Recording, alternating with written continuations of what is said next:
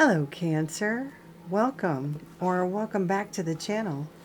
I'm Jen with Bohemian Path Tarot, and this is your November reading. Oh, wow. This is a general reading for a general Cancer audience, so please take what resonates for you and just leave the rest for another Cancer. I invite you to check out the videos for all of your major astrological placements. So like your sun sign, your rising sign, your moon sign, those tend to be the most resonant and helpful. Wow. So this is the Orion's Animal Tarot Pocket Edition. I've also got the Rune Magic Rune Deck and the Green Witches Oracle deck. So let's pull a rune for you.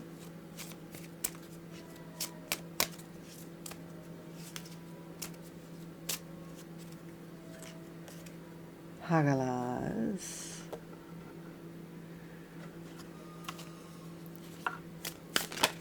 Oh, I guess it's going to be fruit. One popped out very eagerly. Okay.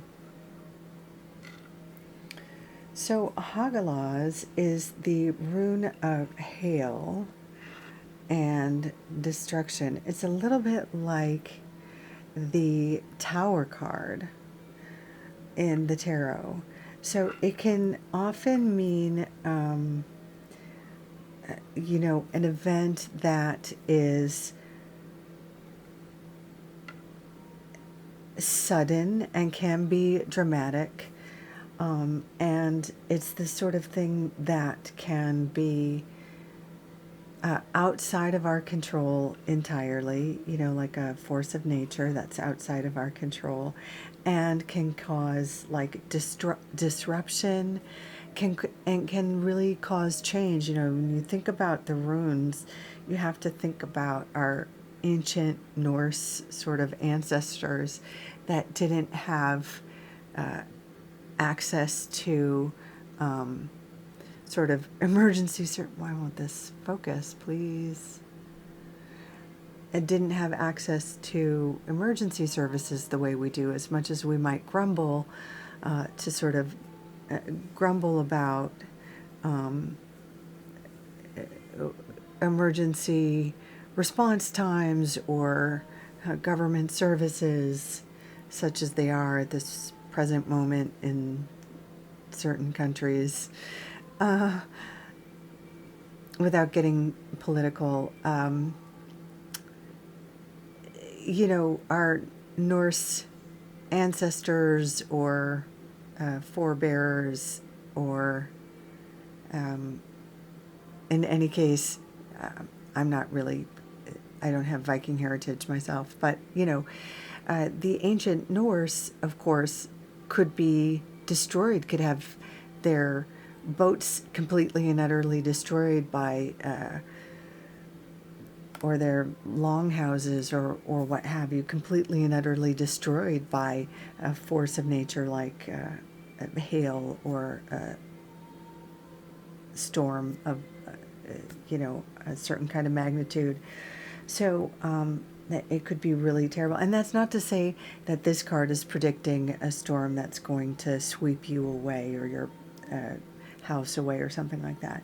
But what this card, I'm doing a terrible job with this card, but what this card does speak to is a sudden change that you'll have to respond to. It's something that could be out of your control and could cause some momentary disruption, but you'll manage, of course, maybe with some need for a creative response or some need to pause or take a time out or take time off from work, depending on how and in what pocket of your life it affects you, right? Now, in November, of course, we have Mercury retrograde, which tends to affect most of us in terms of technology and or travel. So like our computers can be affected. We need to very much back up our systems, make sure we have up-to-date systems. I definitely need to get, I should have done it already. I might be in trouble now, but I should have gotten a new computer. We're already, as I record this, we're in Mercury's retrograde shadow, so I could be in trouble already with my computer situation, my tech situation there. But sometimes it can be something like your computer just completely crashes and dies. That could be the kind of change and disruption that this rune speaks to. It could be the sort of thing where you've booked travel somewhere, and in the US we're having issues in some airports with air traffic controllers. It could be your travel gets delayed because there just aren't enough air traffic controllers or something along those lines. So the beauty of consulting the tarot and cartomancy in general is that we get a little heads up to say, hey, there's going to be some travel delays or some technological delays. So heads up. Forewarned is forearmed. So we've got that.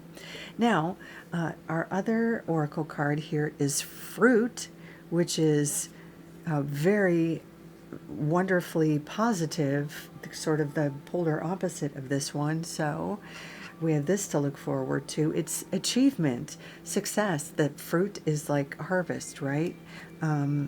It's the sort of end goal of planting a seed. It's the what you want to achieve at the end of the harvest. It's ultimate success. It feeds us, it nourishes us, and fruit is the sweet treat. Not just a vegetable, but a fruit. So there's that piece too. Hidden in the artwork of this particular oracle card, at its center is the Sewelo, I'm pronouncing that wrong, but it's the sun rune, which is the success rune. So even though we got not my favorite rune over here, we get a bonus rune hidden within this oracle card, the success rune. So there's that. And we have success in this tarot reading. So let's go through the tarot and see how these themes of change and sort of disruption or destruction and success and achievement show up right here in the tarot as well. So the first column we have here, Judgment and Eight of Pentacles. Right away we have success. Judgment is a success card, but more than just sort of an achievement. It's an achievement that frees you from a sort of bondage. The achievement that sort of frees you from feeling like maybe a failure or from feeling stuck or trapped in a certain phase or a certain cycle of life. When you actually get to feel like, yes, I've made it, or yes, they see me, yes, they value me. When you get to feel like more authentically, more truly yourself when you hit sort of this phase. So it's recognition, but recognition plus. Like, I get to really be seen. I get to really be valued for my true strengths, for my true talents, for my true self. And here this is paired with the Eight of Pentacles, which again, it's the sort of minor arcana version of success and recognition. It's sales or accomplishment or promotion, however that applies in sort of your life. Certainly if you're still in the 9 to 5 or the career phase of your life, this is that promotion or, new title or corner office or more sales or employee of the month piece. But, obviously if you're a student, this is getting on the dean's list, or being asked to TA for the professor or something like that. If you're retired, there's still a way that success and recognition applies, whether you're in the book club or asked to speak at a local library in the area that used to be your expertise, or a hobby that you're currently very good and accomplished in. You see where I'm going with that. The next column we have here is the Two of Cups paired with the Hierophant. Now, I would be remiss if I didn't point out this is traditionally a marriage combo. The Two of Cups is traditionally like sort of the lovers or sort of a love match kind of card, and the Hierophant is kind of like a priest, and the combo of these two cards together indicates kind of a traditional wedding, a traditional coupling sort of combo. Now, that might not be appropriate for every Cancer watching this video. So a couple of other ways it could play out. This could be a new relationship, a new dating relationship, taking a young sort of relationship to the next level, something along those lines, meeting somebody new. It could be a platonic relationship that gets closer. It could be an established relationship that gets closer, or having a date night with your partner, or getting back on track with an established relationship. You know, sometimes we in an established relationship, we kind of grow apart because of work or because of just bad feelings. We don't put any effort into the relationship. So it could be a phase where we either consciously or just because for whatever reason, we start to make more time or have more time, or just something in the air inspires us to get more in touch with our partner. The Hierophant, separately from the Two of Cups, can indicate a time where you're feeling more inclined to join a group of like-minded individuals for spiritual interests. This could be something like joining a Reiki class, or a tarot reading, learning how to read the tarot, or it could even be something like joining a bowling league or a choir or something, some other association of like-minded people where you get to spend time with folks, just to spend time with folks, sharing a hobby for the sake of community, you know. It could also be specifically education minded. If you just want to go back to school for your nursing license, it could be something like that. It could be something even like traditional school, going back to college, getting your GED, something along those lines. Take it as it resonates for you, Cancer. Now, in the third column, we have the Nine of Pentacles, which typically indicates a sort of new level of success, not unlike the Eight of Pentacles we spoke about, you know, kind of getting new clients or a promotion, something like that. The Nine of Pentacles is kind of the next level or the next degree of that. There's usually a level of independence where you're doing so well that you can enjoy a level of maybe financial security. You can treat yourself to something special, maybe a trip, maybe a special hobby, spa treatments. It can even be the sort of thing where you're making enough to invest back into the business, take it to the next level, like buying a food truck, moving from, like, say, your cupcake business out of your kitchen into a food truck, something like that.